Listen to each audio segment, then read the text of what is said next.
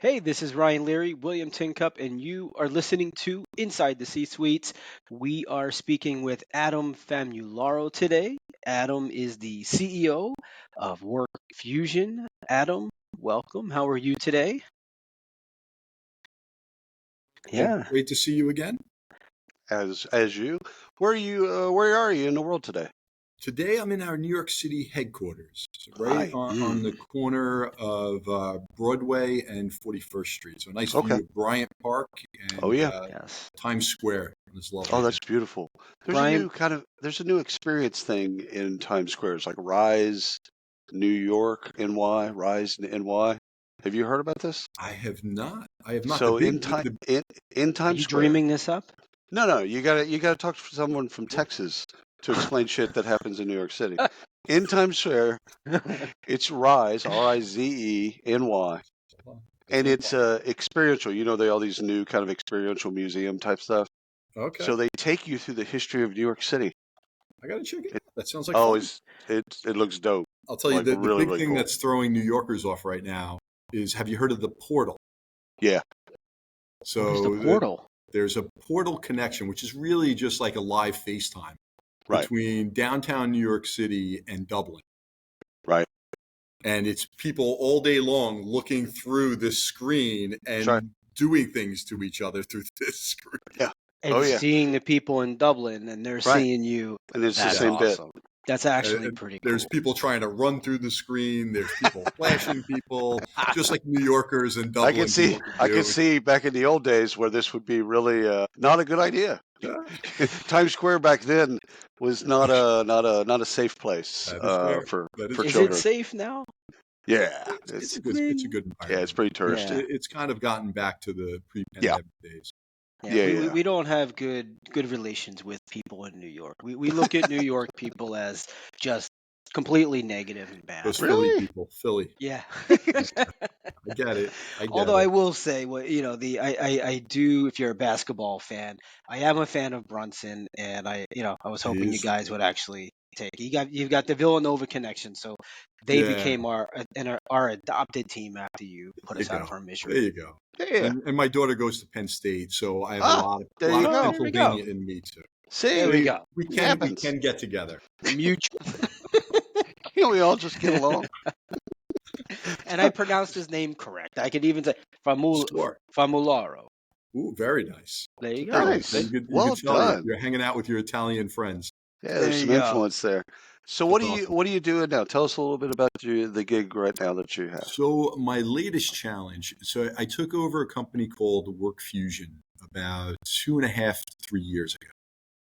The company had some brilliant technology focused on, we're not getting too technical, something called IDP or Intelligent Document Processing Right. and AI machine learning technology out of MIT labs. And really what they were doing at that point in time was they were selling this platform that can do anything for anybody.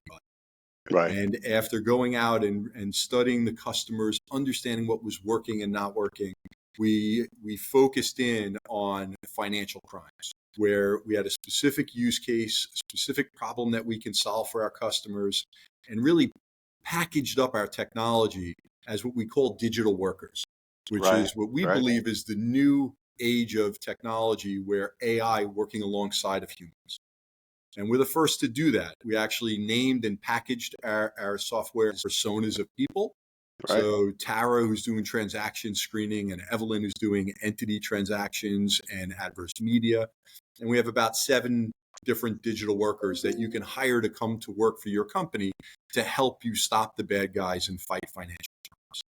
Did So I that's dream what we've this done. that y'all had one that was going through actuarial tables and then finding irregularities and then kicking them to humans and then Correct. humans basically saying yes, Yeah. no, and until the Tara or Ginny or James or whomever would then learn from that to then see get smarter. You are dead on. Absolutely Okay. right. Yeah. So the notion is that these are digital workers that are doing the jobs of these L1 analysts, really like co-pilot, Right. working Right. alongside of those workers and doing the tasks that people don't want to do. It's that remedial work. And then they pull in their coworkers when they're either stuck on something or they want something double checked. And then based upon those learnings, there's something called human in the loop. It trains itself to get smarter and better over time. So usually, like when a company hires Tara to come to work, she out of the box, she'll be like 50% trained and automated. And then over the course of time, she'll go to 60, 70, 80, even up to 90% automation that's coming out of Tara from the work that she's doing. And is it sold like in a SaaS model, or is it a staffing model? Like, what's the way that it's purchased? I would actually say it's kind of like a blend of the two. So the one component of it being like a staffing model is you pay for the work that Tara does, right? And only the work that she does. So the notion is, as you save money, we make along those lines. Right. And then we do view it as though you hire Tara to come to work. So there's a whole onboarding Tara, getting her implemented, trained in the environment, and really get the humans to understand their role working with Tara going forward. This is fascinating. I know. Absolutely. And listening, Adam, to you talk about Tara, it's almost as if she's sitting next to you. That's right. Yeah. Like she has grown on you. She is your Yes. friend. And for our customers, that's how they feel. They literally feel like, look, they have brought her into their company and she is part of their team. That's the most important part. That's why we gave her a name and a face and an identity. And we're going even further on that in the future, with giving her a backstory, and you can really understand who she is and what she's doing and really have her as part of your team. Because that's the way that she grows and gets smarter and smarter and becomes an even better contributor as part of an organization function. Now, So I'm sorry. I would say, can Tara or Evelyn? I know this isn't use case. We'll jump into you in a moment. But can Tara or Evelyn or any other of the other personas, can they sit inside of a meeting, take part of the meeting and actually give recommendations? Yeah, they're not there yet. What they are doing is they're actually physically doing the work when or if you're even in the office. So like you might be home at night and Tara's still going through and there's no breaks, there's no union, there's no employment laws for Tara.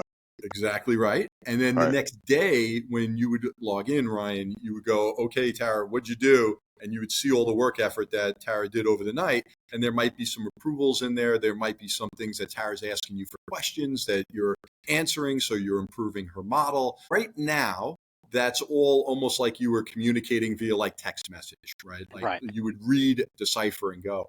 What we're trying to do is make that experience even closer and get it to a point where Tara would set up a meeting on your calendar. Tara would call you. Tara would talk to you. So we're trying to get it to that kind of level next. Last thing before we go backwards, human in the loop.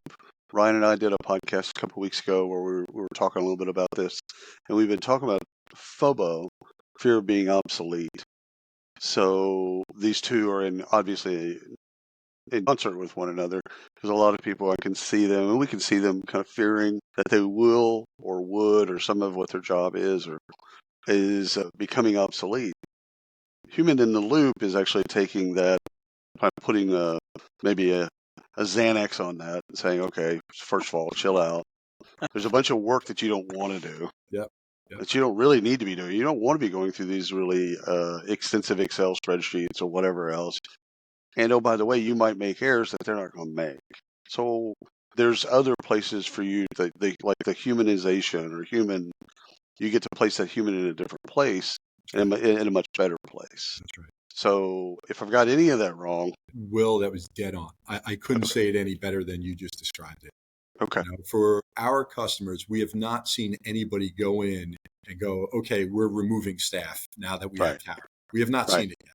What we have been seeing and hearing is the other side of that coin. The first are like the smaller to mid-sized companies that are like, look, we can't afford to increase our employee population just because the number of sanctions are growing in the marketplace. We need these digital workers to augment our workforce, right? And they're looking to grow using our digital workers as kind of like that variable work nature, right? So let me ramp up my work effort by using digital workers So that's the first part. And then the second part, the larger banks and financial services institutions, they just want to be able to do more work, process more work, and show the auditors that they're actually touching more and doing more. So that's where they're coming at it. So I have not seen any yet that have been doing it as purely a cost-cutting measure in any way, shape, or form. Yeah, I look at this is interesting because as we talk to a lot of people about this, I look at this as reinvigorating the work for a portion of the working population at a company. Someone who doesn't want to do these 25 different things is now able to have a digital employee partnering with them to get this done.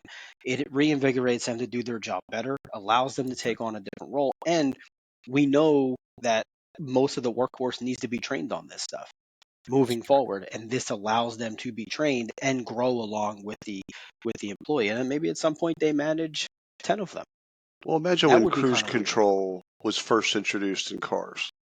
So there's a bunch of car heads out Mhm. there that were like, no, I want to drive the car. Yeah, And, I'm going from here to Toronto and I want to drive the entire way. And it's flat and it's straight and it's boring, but I want my hands on the wheel. And all of a sudden someone invents cruise control that says, yeah, you know what? Just kind of hit a button, set a speed, and just kind of sit back and, ease back and let the car do the car thing. Yeah. And you can kind of do other stuff. There's going to be people that at first are going to be against that just because it's a technology shift, just because of the adoption curve. And then there's other people that are going to see it for what it is and go, wait a minute, I can do all of these things, consume more data, get more things done, and have the human actually fact checking or double checking to make sure the math's right. Why can we start tomorrow? Yeah, right on. Makes sense to me. I can see when you talk to prospects, they either get it immediately or they don't. And if they don't, it's like, you know what? Good call. Talk to you later. We'll be back. Because we will get it in the future, but we'll be back. And you guys are right on. And that's exactly what it's like today. Well, let's go backwards. Ryan, let's learn a little bit about his journey. Sorry to interrupt, Adam. Yeah, let's do it. Would you like me to start? Yeah, let's go back. I mean, little Adam, right? I mean, so we have to go that far back. Oh boy, that's a little creepy, right? Little Adam, right? You just had a Talladega Nights moment in my head. Exactly. Yeah. He's got some sweat beads coming down his head. Baby Jesus. Yeah. So okay. So why don't let's maybe start to walk through. Not everybody can rise to the level of CEO of any company, let alone a company like WorkFusion that's kind of bleeding edge. How did we get here? What's the driving factor behind you in motivating you to go this direction? So I guess we will go back a little bit in time here to the starting point. I grew up, the son of an entrepreneur and the son of an educator. Right? So that was my mother and father. So I was always surrounded by either one side, which was the value of education, and then the other side of building and developing businesses. Right. So that's kind of what I grew up within. And I definitely experimented more on building and developing businesses even as a kid so one of the businesses that my father built during his free time on the weekends was something called ice flows, or if you go to like a 7-Eleven and you get a Slurpee. Before that even existed, they were called ice flows, and he sold them exclusively to these ice skating rinks, or say roller skating rinks. And that was like a big business boom back I'm going back to the 80s now. So the mid 80s into the early 90s, and he built this big business on it. And it was one of those like original, I'll rent you the machine, you buy the syrup, I keep selling you the syrup on an ongoing basis. Genius. And that was one of his businesses. Why I bring up that business was because for him to be able to do that, he always had to have machines in the garage. Right. So for me as a kid, these machines in the garage that were hooked up took a couple things to actually get it working. And I started selling ice flows to kids on the block, so until my mother caught a box of like a couple $100 in singles under my bed and yelled at me for doing this and Ha. took the money away and said, "You got to give this back." And she felt like that was wrong. I should have been giving that away for free. But that was my first entrance into kind of entrepreneurialism. Why for free? She felt She's like an it's something educator. that we had, right? So I we had guess. it. We can give it to others. You shouldn't be charging them. Right. Me you're- looking at it, going, "Shoot, I can make some money on this and buy 100%. some more baseball cards." Yeah. So that's the notion of kind of where I started in this. Did you keep any of your baseball cards? I actually still do have them. Me too. I do have them Yeah. in Me my too. attic, all the way in the back. Oh yeah. I have 3 daughters at home, so they nobody has any interest in them. None. But Zero. Same. someday, maybe their kids will like it. Maybe there's a grandson in the works at one point Some that you point. can say Point. these things that you'll never know about existed, and here's Hank Aaron's that's signed. Yes. Anyhow, Yeah. Just put it in a safe deposit box. They're buried up there. But That's too yeah, funny. so- What did you want to be So when you were growing up? What was what was the dream? look, I always, when I was growing up watching my father, build and run these businesses, I always thought I would take over kind of one of those businesses. When it was my turn and I finished, I focused on business economics was my master's. I always loved computers. So my father always made sure we had the most latest technology in the household. Oh, So cool. I was playing with the Commodore 64s. I was writing code back then. You had to actually run the applications. But it was, that was always what surrounded me. So I was like a couple of classes away from having a minor in computer science. And I even was tinkering with going to law school. I actually took the LSATs and was thinking of that. But the more I kind of talked through it, the number of lawyers that were out there really didn't, satisfy where I was trying to do. When I went through the thing with my father, he was like, "Listen, go to work at a large company, learn anything and everything you can about running a business. And then from there, you can kind of spin out if you ever wanted to and take over one company." So that's what I did. So right out of school, I had a friend who was working at a company called Computer Associates, which was a very large software company on Long Island. I lived on Long Island. And the role was a telesales rep in their Islandia headquarters. And for me, I went through the technology. I was like, I love this, right? So they pay you to do this. I'm in. And I can talk to people and work with people and try to solve problems and most importantly, learn. And that's what I did. So it was like literally 1 week out of school, I started at CA. And that was really my kind of growing ground, right? So I really grew up learning how to sell software. And I did it over the phone, selling $1 million product called Unicenter TNG, which to me was mind-numbing. It was literally a CD-ROM that we would sell. That was the TNG framework. And we would create this construct of how we can manage real-world devices. And I wound up doing really well in that sales environment. And I wound up growing, up and through the sales organization at CA. Wow, they had a big presence in Dallas. I remember them. There was a building in downtown, outside of downtown Dallas, but it was a big headquarters. Not a headquarters. It was a big office space. Yeah, no, we definitely did. I think that was actually one of the ones we acquired through Platinum with Sterling. Yeah. But yeah, it was such a fast-paced, great growth environment. And for me, education was always still a big important thing for me. It was continuous. Yeah, you were just a sponge. Learning. Yeah, and that's everybody actually used that advice. Was be a sponge. Just be a sponge. Take it all in. Learn as much as you can. Put it into practice. And really, that's what I did for my first series of years as I kind of went through the chain.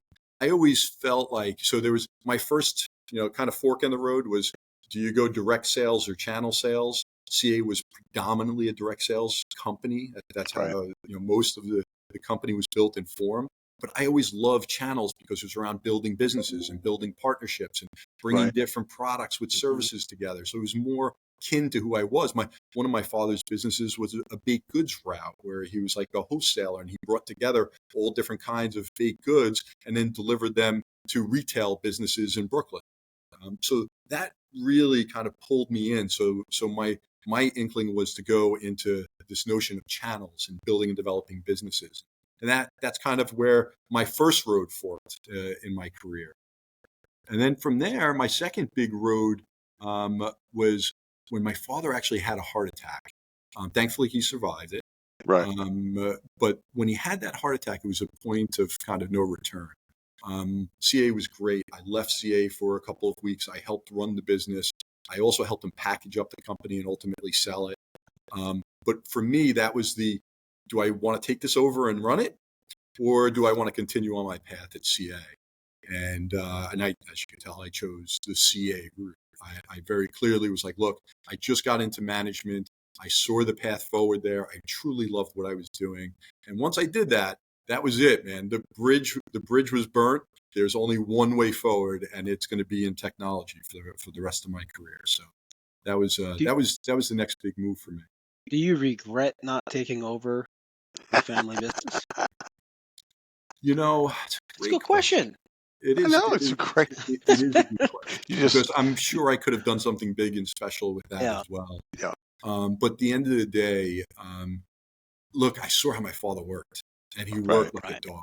I mean, you're talking about a person who, he probably worked 16 to 18 hours a day, every day, through weekends. Right. He wasn't able to really travel with us, have vacations. His vacations with us was when he would drive us to Mount Airy Lodge on a Saturday. He would drop us off there, and then would come pick us up the next Saturday. Right. Or drive us out to the Hamptons where they rented a house some summers, and then would come pick us up the week later.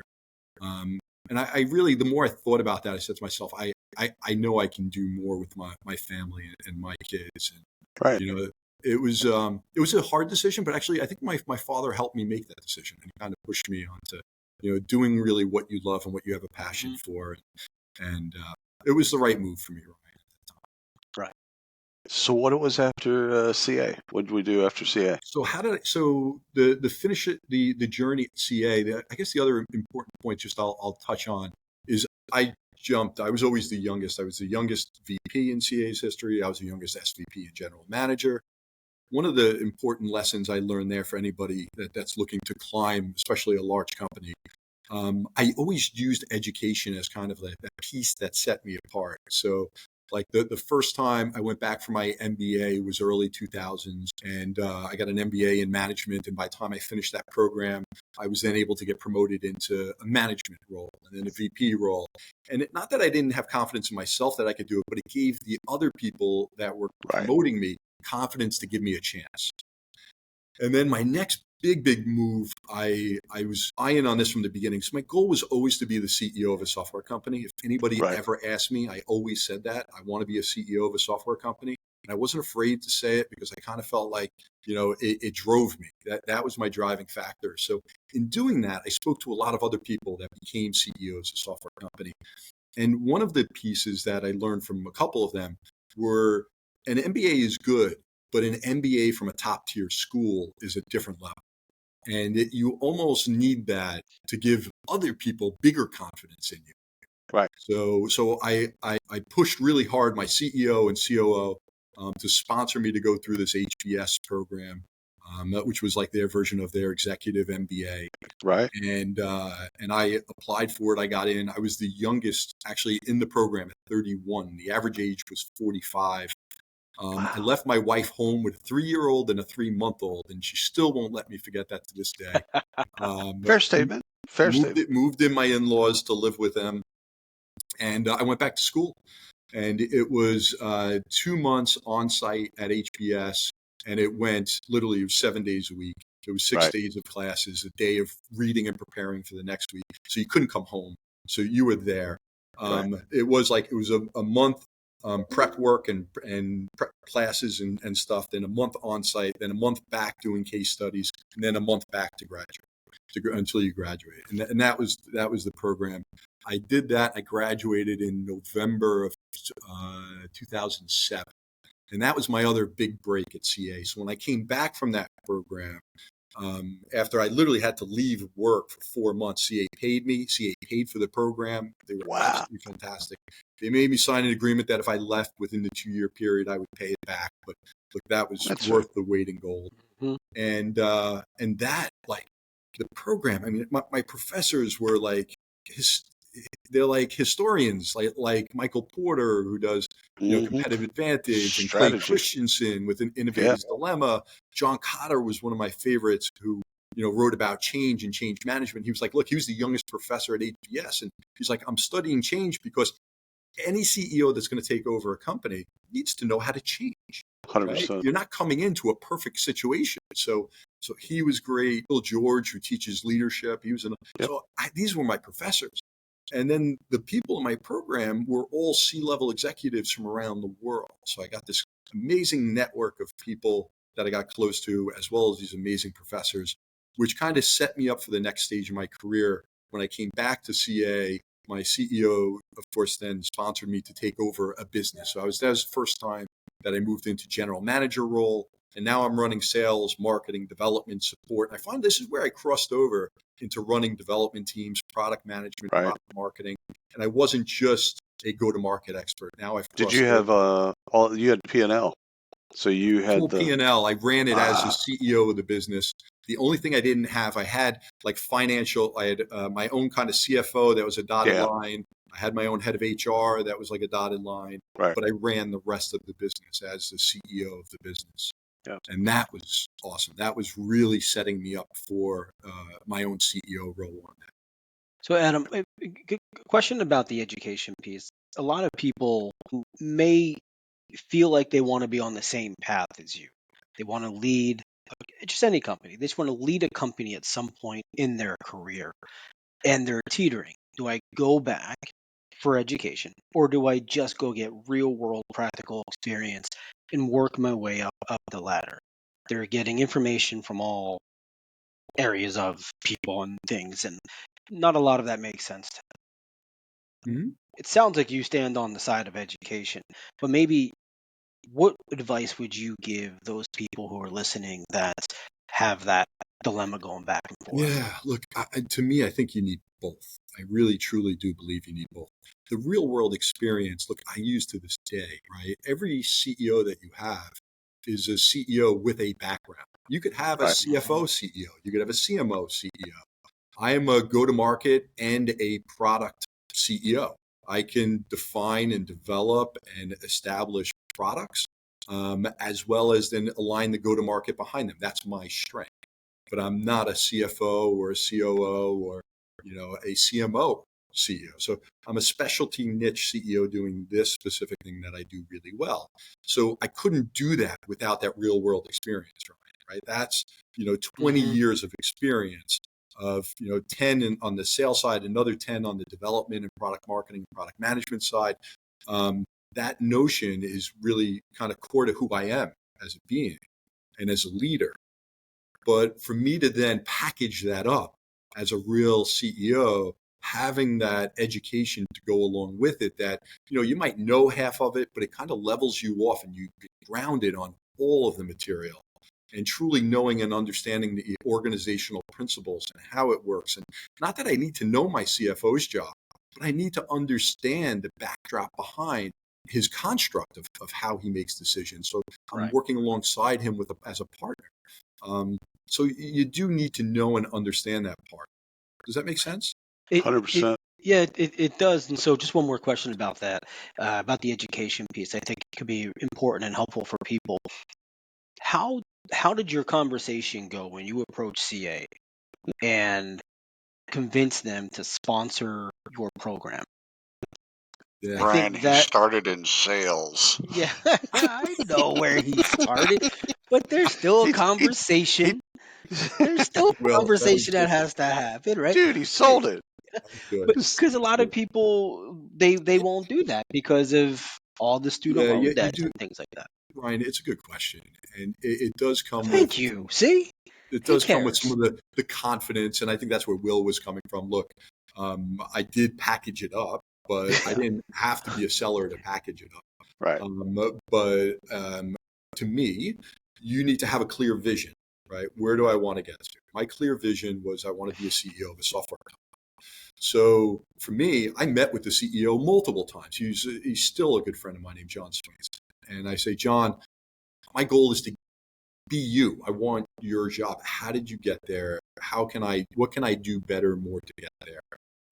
And since I had a track record of success in my prior roles, I was able to show, look, you know what, I've been the youngest VP. And sales side, I was a VP for every type of sales. I've done OEM sales, channel sales, direct sales, inside sales, outside sales.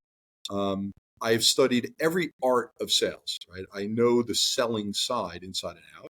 I want to cross over. I want to become a more product-grounded person before I take a CEO-based role. There is this program, when I've spoken to other CEOs, that have highly recommended it.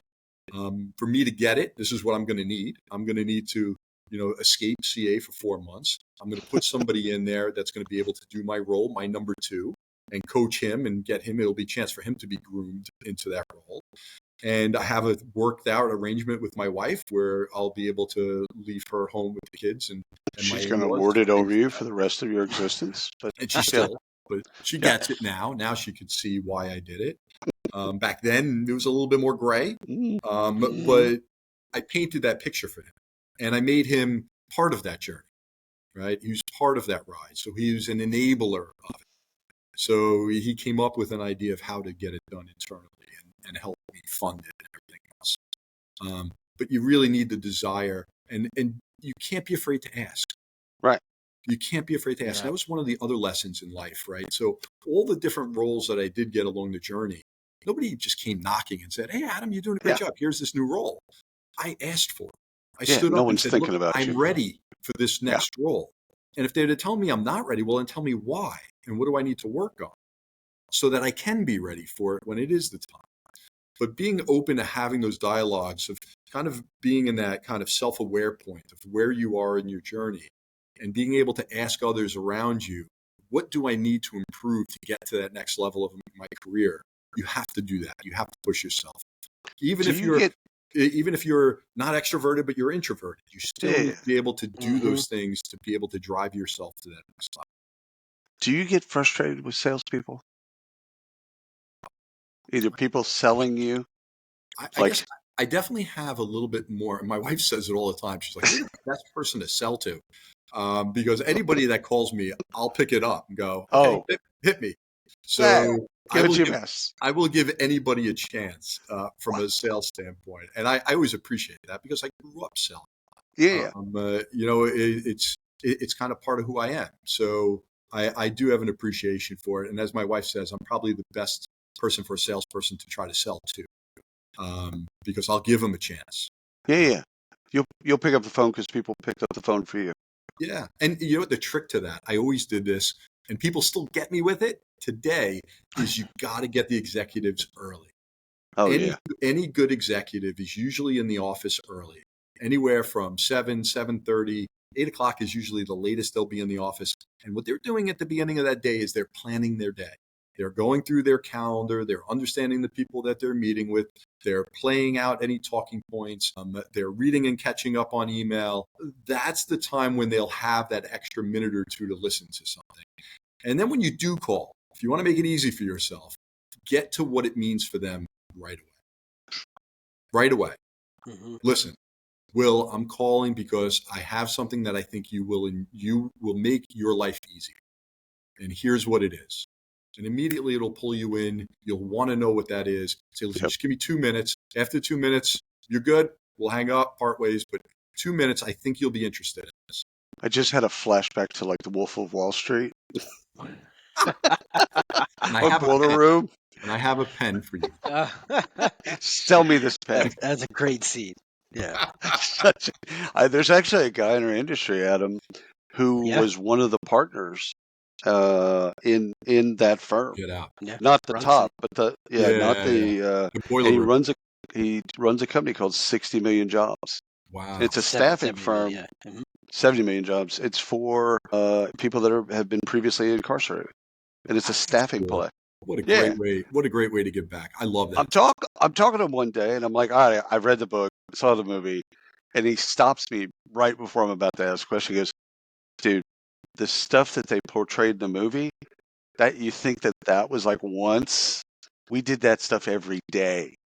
We threw midgets against the wall every day. I'm like, This is where we get so canceled here. Come they on. watered it down. That's okay. Like they watered it down to where it's like it wasn't even watchable for me because they portrayed it as like this only happened occasionally.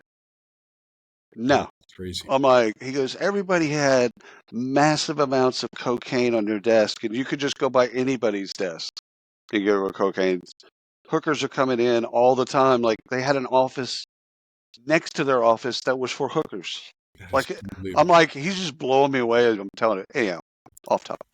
However, Oh, You man. can't run businesses like that anymore. That's not. No, you cannot. No, you cannot. Turns out. Yeah. So that What for did you do anybody after trying to you? build a company? It's it is a culture. It's just maybe not the culture you want to Right. be in.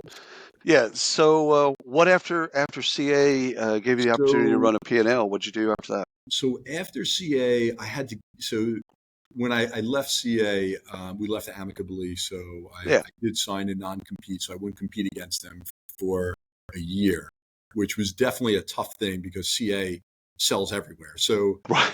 I actually wound up joining another friend that was over at Verizon that needed help building their global channels and bringing their global channels together. So something at a completely different scale than I've ever done before. And this was a big scale. I think I started, it was like a $500 million business.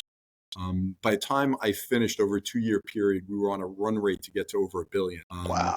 And it was this massive kind of global channels role, which was fun for me because it kind of got back to a little bit of my roots, but also just learning something completely new and different, which was, Verizon Enterprise system. So it was a fun kind of time. But really what it did for me was a couple things. Outside of doing that, gave me time to also, I got into investing in technology companies. So I started one track of building, developing, and nurturing new companies from the ground up through personal investment as well as expertise. And I have to this date about a dozen companies that I work with from that time and experience. And then the second thing was it gave me time to see, like, CA was trying to divest this asset called Irwin, which was a data modeling tool. I, of course, was at Verizon. So I saw with their IoT devices the sheer amounts of data that was being created. So I created a bigger thesis statement around data and data governance and how, if we took these data modeling assets, we could use it as a foundation toward building a very large data governance software company. I pitched it to a private equity firm and they bought it. And then me with them ran the cycle and we bought the assets from CA. I then stepped down from Verizon and I took over full-time to found and run a company that we called Irwin Inc., which became a large data governance software company. We bought 4 other companies to kind of round out my vision. We grew this thing to about 55, 60 million in size. And then we sold to Quest Software on the last day of December 2021.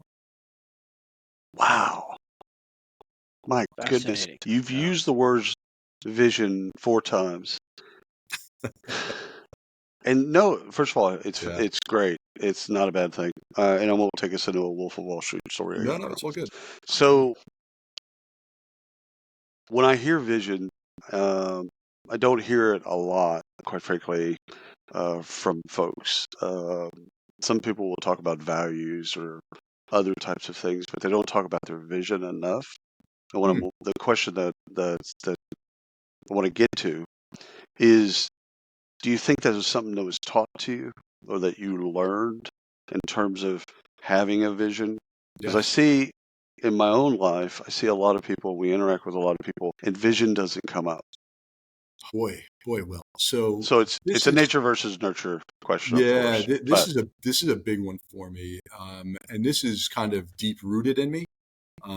So this is something that started with me when I wrestled. So I wrestled in high school and college, and I'll never forget. I went to a wrestling camp. I was probably it was either the summer. It was probably the summer after 9th grade or 10th grade.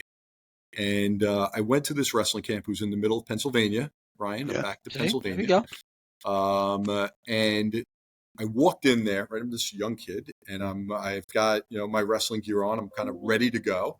Yeah. And they took us and they said, no, we're actually not going to wrestle right now. And they put us in a classroom. What the hell's going on? We I pay didn't good sign up money for to this. wrestle. I didn't pay good money to sit in a classroom. I do that during the school year, and I don't like that. They said, listen, going out here and just wrestling without a purpose, without a vision, is inconsequential. You're just wrestling to wrestle. You need to Genius. understand what the big picture is that you're trying to get to. You need to vision where you're going to be in 5 years from now, in 10 years from now. And then you back into that and you build your plan, you build your goals, your objectives, and everything off of that bigger vision. And that's what they had us do. So we sat there, young kids in a classroom. I still have these notes from 25-year, 10-year, 5-year, 1-year vision, and then your goals and objectives that you need to accomplish to get to your 1-year plan. So now when you go into that wrestling room, you know you're wrestling with a purpose. There's a reason. So when you have a fallback, when you might lose to this person or you might get an injury, you overcome those things because your mindset is on the bigger vision and you work through all of the challenges that you're going to have. I took that lesson and I've applied that straight through life. And that absolutely is fundamental to who I am. As a person, I have a personal vision and goals. I've got an executive coach I meet with, on a monthly basis, and we go through my yearly goals, and then we break that down to monthly and how I'm doing and performing against those, both personal as well as professional. And it's something that I would highly recommend anybody do, especially as a company. So from a company standpoint, you build the big vision for what you're trying to get to as a business, but then that vision then ties to the people that you hire and the people that you motivate to be aligned to that vision. So you talk about core values and all of those other things that you put in place, it all ties back to the vision. If people aren't bought into the vision, the old bigger goals for the organization, then they won't come with any ability to sacrifice, right? They won't understand that, well, yeah, I might have to put in this time and effort today and I don't like doing it, but it's going to help us get to this bigger vision. We all have to be aligned to that. And then importantly for those individuals, and I really believe in this strongly, is for me to motivate those individuals, I need to understand their goals. What are their objectives? And do they align to that vision? Right? And if they do, then that's great and purposeful, and I can work with them to get to those goals because those goals are aligned to the vision. And if they're not, then I should help them go somewhere else where they're more properly aligned to the vision of the company. Ryan, if the audience listens to nothing other than that segment, That's right. that's gold. That's just gold. That's I don't the have one. anything else. There you go. What do you have? Adam, I could ask you a bunch of questions, but I think, you've got plenty to do today and we're probably out of time, but this has been fantastic. It has We've been learned fantastic. a lot. This has I'm actually been a very good conversation. We have some not so Oh good yeah. conversation. Thank you so much for carving out time for us. Oh, you're welcome, Bill. It's always a pleasure spending time with you. Ryan, pleasure meeting you as well. Yes. And look, these are great for me too. It makes me reflect, right? This is part of reflection as a leader.